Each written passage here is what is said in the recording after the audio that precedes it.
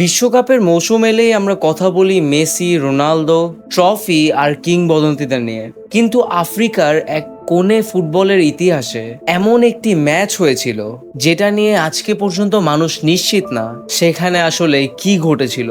একটি সাধারণ football match, score 1-1, খেলা চলছিল স্বাভাবিকভাবেই। হঠাৎ আকাশে দেখা দিল এক ঝলক আলো। 1 সেকেন্ড, শুধু 1 সেকেন্ড।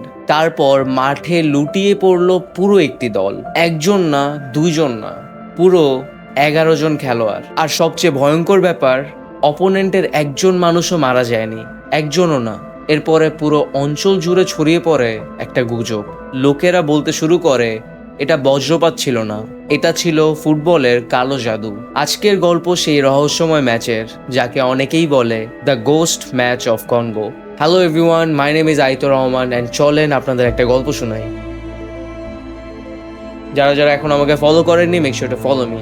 বিশ্বকাপ এলেই আমরা আধুনিক ফুটবল দেখি, VAR, goal line technology, $multi-million stadium. কিন্তু আফ্রিকার অনেক অঞ্চলে ফুটবল শুধুমাত্র একটি খেলা নয়, এটি বিশ্বাস, সংস্কৃতি এবং কখনো কখনো কুসংস্কারের সাথেও জড়িয়ে আছে। দশকের পর দশক আফ্রিকার ফুটবলে জুজু, ফেটিশ, মারাবুত এসব নিয়ে গল্প চলে আসছে। অনেক দল বিশ্বাস করত বিশেষ আচার অনুষ্ঠান করলে কিছু ম্যাচে জেতা যায়। কেউ অপোনেন্টের গোল পোস্টে গোপনে যেয়ে কিছু রেখে আসতো, কেউ তাবিজ ব্যবহার করত, কেউ আবার উইচ ডক্টর বা ওজার সাহায্য নিত।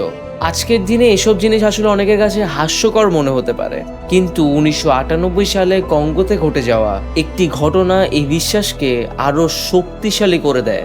1998 সালের অক্টোবর, ডেমোক্রেটিক রিপাবলিক অফ কনগোর কাসাই অঞ্চলে একটা স্থানীয় ফুটবল ম্যাচ চলছিল। ম্যাচটি ছিল দুটি দলের মধ্যে, একটি ছিল বেনাসাদি, অন্যদিকে বাসাঙ্গা। এটা কোনো বিশ্বকাপ ম্যাচ ছিল না, কোনো আন্তর্জাতিক টুর্নামেন্টও নয়, কিন্তু ফুটবল প্রেমী সেই অঞ্চলের মানুষের কাছে এটি ছিল অত্যন্ত গুরুত্বপূর্ণ ম্যাচ। খেলা জমে উঠেছিল, স্কোর 1-1। হঠাৎ আবহাওয়া খারাপ হতে শুরু করে, আকাশে মেঘ জমে, তারপর একটি বজ্রপাতটি সরাসরি মাঠে আঘাত করে। পরের দৃশ্য এতটাই অদ্ভুত ছিল যে আজকে পর্যন্ত এটি নিয়ে বিতর্ক হয়। রিপোর্ট অনুযায়ী বিনাসাদি দলের 11 জন খেলোয়াড়ই নিহত হয়, আরও প্রায় 30 জন আহত হয়। কিন্তু বাসাঙ্গা দলের খেলোয়াড়রা বেঁচে যায়, একজনও নিহত হয়নি। এখান থেকেই শুরু হয় রহস্য, কারণ সাধারণ বজ্রপাত হলে দুই দলের খেলোয়াড়েরই ক্ষতিগ্রস্ত হওয়ার কথা, কিন্তু কেন একটি দল পুরোপুরি মারা গেল আর অপোনেন্ট টিম অক্ষত রয়ে গেল? ঘটনার পরপরই স্থানীয় এলাকায় গুজব ছড়িয়ে পড়ে। অনেকে বলতে শুরু করে বাসাঙ্গা দল নাকি কালো জাদু ব্যবহার করেছিল। কেউ বলল ম্যাচের আগে বিশেষ আচার হয়েছিল, কেউ বলল প্রতিপক্ষ দলের উপরে অভিশাপ দেওয়া হয়েছিল। স্থানীয় সংবাদপত্ররাও লিখেছিল যে পুরো অঞ্চল এই ঘটনাকে ধরে বিভক্ত হয়ে গেছে, কারণ সেই অঞ্চলে ফুটবলে ফেটিশ বা জাদুবিদ্যার ব্যবহারের জন্য আগে থেকেই ফেমাস ছিল। কিছু মানুষ দৃঢ়ভাবে বিশ্বাস করতে শুরু করে এটি প্রাকৃতিক দুর্ঘটনা না। এখন আসি বাস্তব ব্যাখ্যায়। বিজ্ঞানীরা বলে বজ্রপাত অত্যন্ত অদ্ভুতভাবে আচরণ করতে পারে। মাটির আর্দ্রতা, খেলোয়াড়দের অবস্থান, ধাতব বস্তু, ভেজা ঘাস সবকিছু মিলিয়ে বিদ্যুতের প্রবাহ নির্দিষ্ট একদিকে যেতে পারে। এমনও হতে পারে যে একটি অংশ বিশেষভাবে ক্ষতিগ্রস্ত হতে পারে এবং আরেকটি অংশ না। কিছু সমালোচকদের প্রশ্ন, 11 জনের পুরো একটা দল মারা যাবে আর প্রতিপক্ষের কিছু হবে না, এত বড় পার্থক্য কি শুধু কাকতালীয়? এই প্রশ্নের আজকে পর্যন্ত কোনো চূড়ান্ত উত্তর নেই। এই ঘটনার সবচেয়ে রহস্যময় দিক হলো এটি এমন এক সময় ঘটেছিল যখন কঙ্গো গৃহযুদ্ধের মধ্যে ছিল, তদন্ত সীমিত ছিল, ঘটনাস্থল দেখে আসলে বৈজ্ঞানিক কোনো ব্যাখ্যা দেওয়া হয়নি, বহু তথ্য হারিয়ে যায়।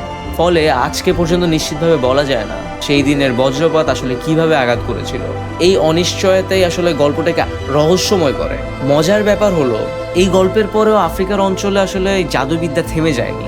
2002 সালে আফ্রিকার নেশনস কাপে পর্যন্ত ম্যাজিক চার্ম ব্যবহার নিয়ে বিতর্ক হয়েছিল। 2008 সালে কঙ্গোর একটি ম্যাচে ফেটিশ বা জাদুবিদ্যা নিয়ে গুজব ছড়িয়ে মারামারি হয়ে বহু মানুষ মারা যায়। এমনকি সাম্প্রতিক বিশ্বকাপে কিছু কোচ প্রতিপক্ষের বিরুদ্ধে ভুডু ব্যবহারের অভিযোগ করেছে। তাই কঙ্গোর এই ঘটনা অনেকেই শুধু একটি দুর্ঘটনা হিসেবে দেখে না, তারা এটিকে ফুটবল ইতিহাসের সবচেয়ে অদ্ভুত এবং ভয়ঙ্কর রহস্যগুলোর একটি হিসেবে দেখে। প্রতি বিশ্বকাপে আমরা দেখি নতুন নতুন গল্প, কেউ নায়ক হয়, কেউ কিংবদন্তি হয়, কিন্তু কঙ্গোর এই ম্যাচে কোনো নায়ক ছিল না। শুধু ছিল 11 জনের প্রাণহানি, একটি বজ্রপাত এবং একটি প্রশ্ন, সেদিন সত্যি কি শুধু প্রকৃতি আঘাত করেছিল, নাকি এমন কিছু ঘটেছিল যার ব্যাখ্যা আমরা আজকে পর্যন্ত জানি না। 26 বছরেরও বেশি সময় পেরিয়ে গেছে, কিন্তু কাসাইয়ের মাঠে সেই দিন কি ঘটেছিল তার উত্তর হয়তো চিরকালই একটা রহস্য হয়ে থাকবে। Thank you guys for watching, and I will see you guys in the next video.